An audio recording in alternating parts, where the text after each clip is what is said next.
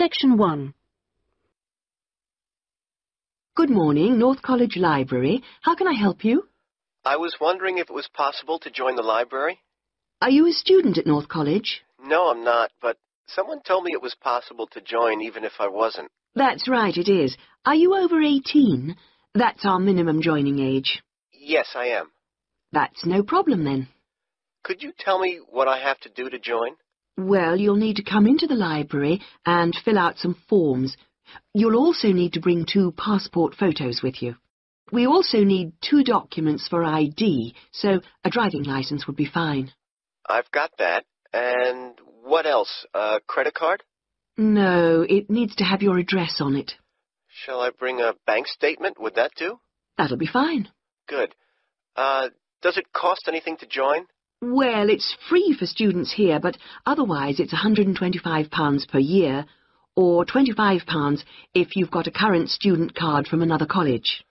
I was at Westerly College until last year, but now I've got a job at Jefferson Steel Factory. It's more expensive than I thought. My local library is free. But you'll find they don't have the range of reference books or facilities which we buy for our students. That's why you have to pay to be an external member. I see. How many books can I borrow? We allow 12 items borrowed at any one time if you're a student, and that includes CDs, DVDs and videos. However, it's only 8 items for members of the public. Fine. And how long can I have them for? Well, you can have both fiction and reference books for 4 weeks, which isn't bad, really. And what happens if I return them late? Like all libraries, there's a fine system in place. The minimum fine is £1.50, but it can be much higher for some items, up to £5 per week. We'll give you a booklet with all the details when you join. You can always renew items, if they're not required by anyone else, by telephoning or logging onto our website. What about the computers? Can I use them free of charge? For college students it's free, but for external members like yourself, the first hour is free, and then we make a nominal charge of £1 per hour thereafter. Do I have to book in advance for them? Oh, yes, it's advisable. Most people tend to book 24 hours in advance, although sometimes you can get one with only 6 hours' notice. However, the earliest you can book a computer is 48 hours before you need it, and you can only book 1 hour at a time. If no one else has booked the computer out, then you may be able to have another hour if you want. We have a wide range of databases, so the computers are in great demand. I'm thinking of doing some writing, and I might need to access national newspapers. Do you have them on these databases? We do indeed. We've got all the big nationals, The Guardian and The Observer, The Independent, and The Times and Sunday Times. We've also got all the local papers and a wide selection of magazines. Excellent. I assume you have photocopying facilities? Of course. 5p a sheet for both A4 and A3 black and white copies, and 40p a sheet for colour. You can get a card from the counter here. It doesn't take coins. Okay. Oh, by the way, another thing I was wondering about was if you ran any writing classes through the library. We do, but you'll have to speak to John Grantingham about that. He's our resident author. He runs the creative writing classes. John Grant... could you spell that for me, please? Certainly. Grantingham.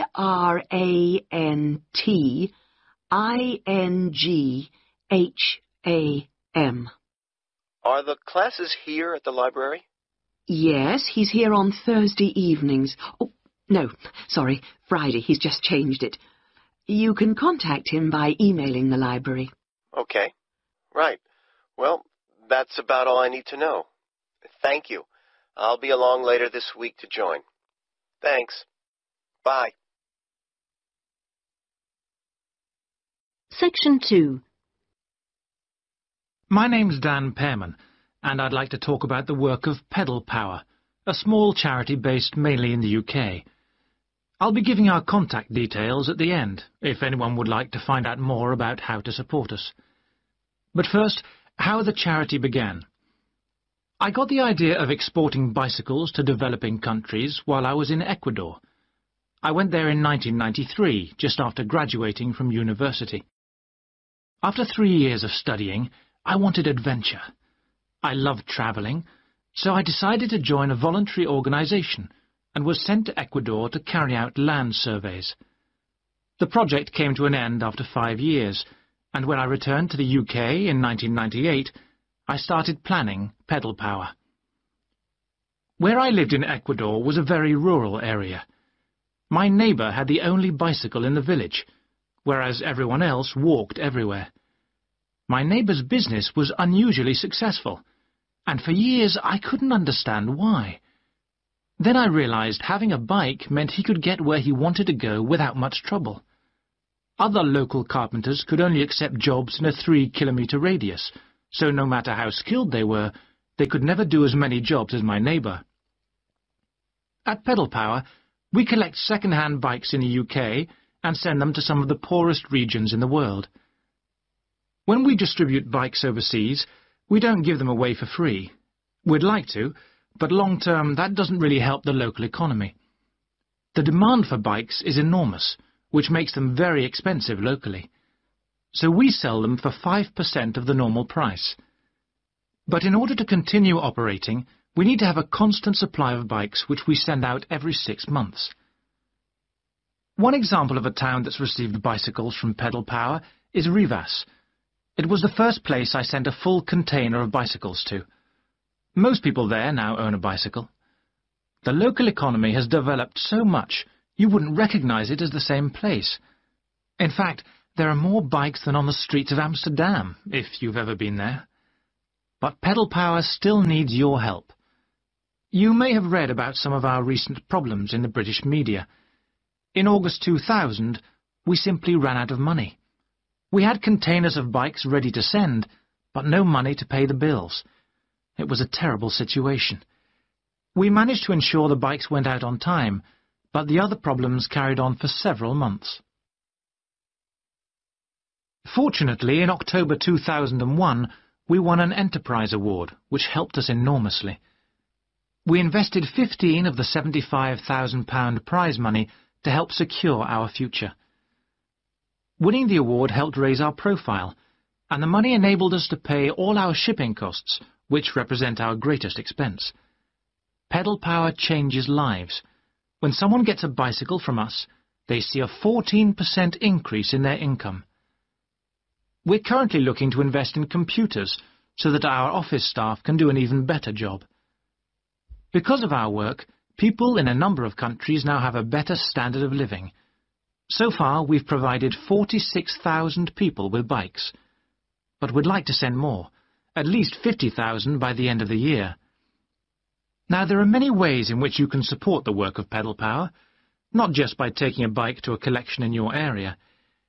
I should also like to say, if you do have a bike to donate, it doesn't matter what condition it's in. If we can't repair it, we'll strip it down for spare parts. Of course, to do that we always need tools, which are expensive to buy, so we welcome any that you can give. Also, you could help by contacting the voluntary staff at our offices. They'll be able to suggest activities you could organise to bring in funds for us. People do all kinds of things, including, of course, sponsored bike rides. Also, we're always interested to hear of other places that would benefit from receiving a consignment of bikes, and welcome suggestions from people who've been to developing regions on their travels.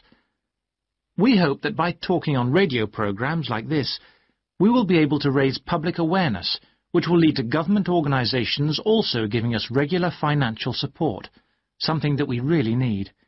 If you'd like some more information about where to donate an old bicycle or offer help in other ways, please contact us on 019. Section 3. First of all, I'd just like to say, Christina and Ibrahim, that I really enjoyed watching your video about student life last week. And I could see that the rest of the group did too. You did really well, and I hope that you got a lot out of it. I'd like to use this tutorial as a feedback session where you reflect on the experience of doing the project. So, Christina, I was wondering, what did you enjoy most about making the video? I liked using the camera. Is it the first time you've operated one like that? Yes, it is. Well, the results were very good. Anything else? I also enjoyed visiting one of the British students we filmed. I'd never been inside a British home before. Okay, Christina, thanks. What about you, Ibrahim? What did you enjoy? Well, for me, it was a very good chance to get to know students who are on other courses, because everyone in our group is studying English, and we don't usually have much to do with the rest of the college. Yes, good. Do you think you'll maintain the contact now? Well, I hope so. I've invited 3 of them to have dinner with me next week. Great. If you haven't decided what to make yet, I can tell you they'll love trying Arab dishes. And, of course, it's good for your English, too. Christina, what did you find? What was the most useful aspect of the project from the point of view of the English practice? I think when we were being shown how to edit the film, we had to follow the instructions, and that was very good practice for me. And I also learned some technical words that I hadn't heard before. What about you, Ibrahim? What was the most useful for your English? It was listening to the British students, because they don't speak as slowly as most of the tutors on our course. I think they speak at natural speed, so it forces me to get used to it. And they use a lot of slang. So you learned some new words which will be useful? Yes. Good. I'm glad it helped. Well, we've talked a little bit about enjoyment and about language practice. Were there any other benefits? What else did you feel you'd learned from the project? Was it useful in other ways? Yes, well, firstly, I learned how to use a video camera, and also I think I really learned a lot about working together with other people. I've never done anything with a group before, and we had to find ways of cooperating, and compromising, and sometimes persuading people when they don't agree with you. Yes, that is a very useful experience, I know. What about you, Ibrahim? Well, I think I learned a lot about how important editing is. When you're filming, you think that everything's going to be interesting, but in fact we cut around half of it in the end, and then it was much better. Good. Well, one last thing I'd like to ask. What mistakes do you think you, as a group, that is, made? I mean, to put it another way, if you had to do it all over again, is there anything you'd do differently? We didn't plan very well.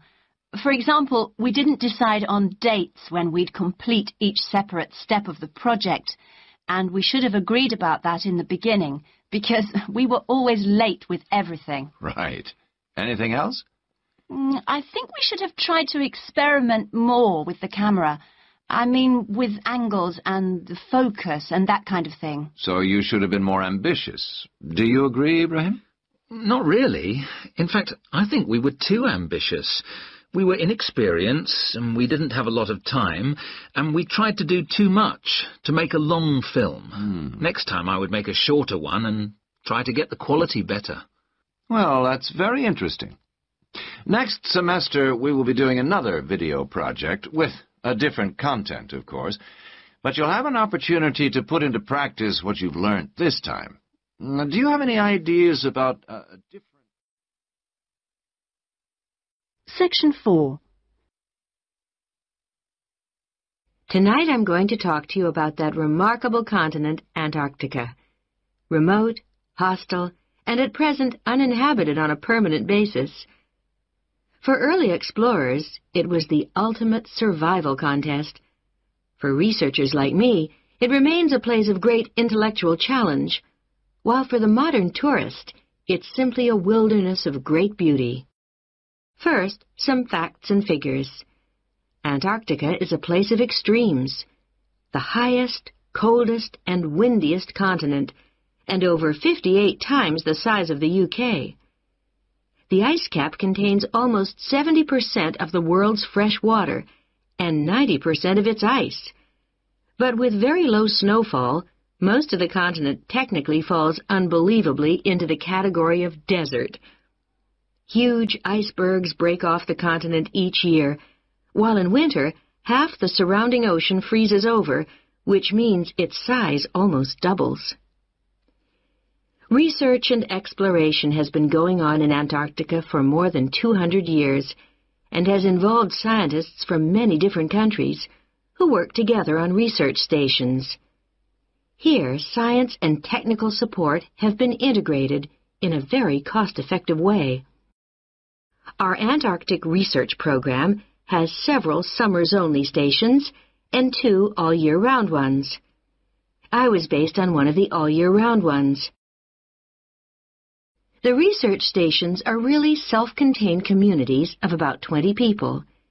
There's living and working space, a kitchen with a huge food store, a small hospital, and a well-equipped gym to ensure everyone keeps fit in their spare time.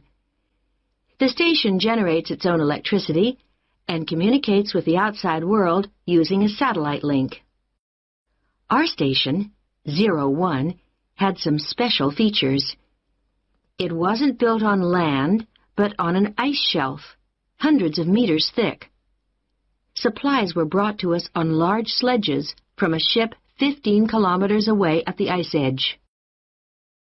Living in the Antarctic hasn't always been so comfortable.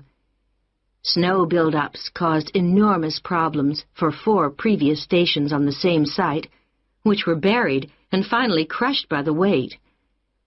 Fortunately, no one was hurt, but these buildings became a huge challenge to architects, who finally came up with a remarkable solution. The buildings are placed on platforms, which can be raised above the changing snow level on legs which are extendable.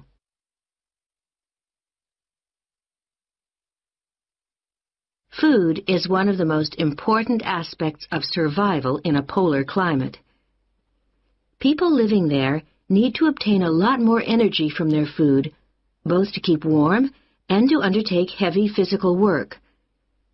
Maybe you know that an adult in the UK will probably need about 1,700 kilocalories a day on average. Someone in Antarctica will need about 3,500, just over double. This energy is provided by foods which are high in carbohydrate and fat. Rations for field work present an additional problem. They need to provide maximum energy, but they must also be compact and light for easy transport. Special boxes are prepared, each containing enough food for one person for 20 days. You may be familiar with coffee processed by freeze-drying, which preserves the quality of the food product while making a large saving in weight. Well, this type of presentation is ideal in our situation. It wasn't available to earlier polar explorers whose diet was commonly insufficient for their health. I think that being at the cutting edge of science has a special appeal for everyone working in Antarctica, in whatever capacity. As a marine biologist, my own research was fascinating, but it's perhaps climate change research that is the most crucial field of study. Within this general field, surveying changes in the volume and stability of the ice cap is vital, since these may have profound effects on world sea levels and on ocean currents. A second important area is monitoring the size of the hole in the ozone layer above Antarctica, since this is an indicator of global ultraviolet radiation levels. Thirdly, bubbles in the ice sheet itself provide an index of pollution, because frozen inside them are samples of previous atmospheres over the past 500,000 years, and these provide us with evidence for the effects of such human activities as agriculture and industry. There are an increasing number of opportunities for young people to work for a period in Antarctica, not only as research assistants in projects like mine, but also in a wide range of junior administrative and technical positions, including vacancies for map makers. I hope that the insights I've provided will encourage you to take up these opportunities in this fascinating continent.